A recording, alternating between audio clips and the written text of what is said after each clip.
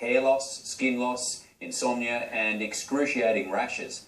Tonight, a warning about a common cream which is leaving Aussies scarred for life. It got to the point where it didn't work. It got to the point where I was red all over and I was really hot. My skin was hot. It's definitely a cream that's very much misused. Steroids are horrible, horrible, poisonous stuff. People shouldn't be afraid to use these creams.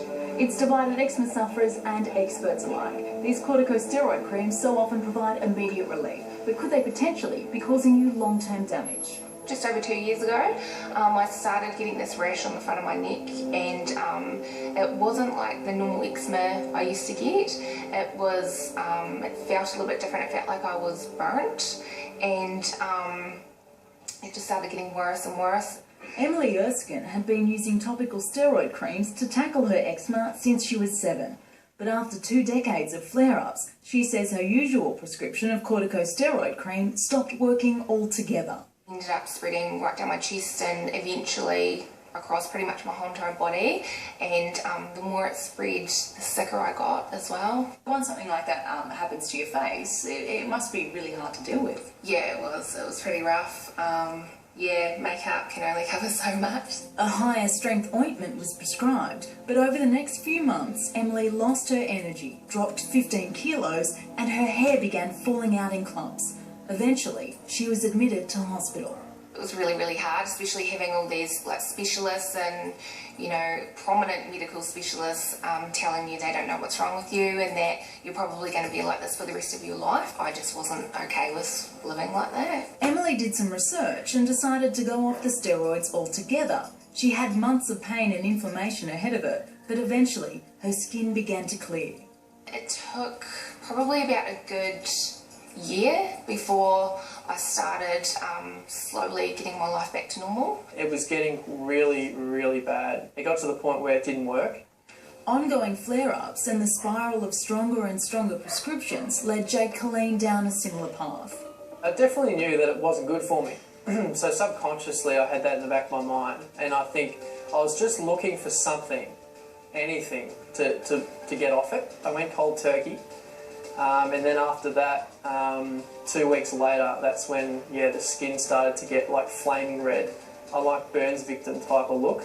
Under the guidance of his partner's mother, a medical practitioner, and of a local GP, Jake's withdrawal from topical steroids was monitored.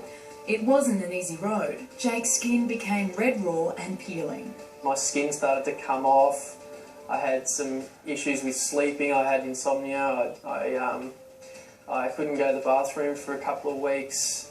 The list goes on, really. But after months of struggling, today Jake looks like a different person. He and his partner Libby decided to create a blog to document his experience of coming off corticosteroids, and within a couple of days they'd had hundreds of hits. That quickly escalated to thousands. We also got several emails per day contacting for questions and what do we do and support.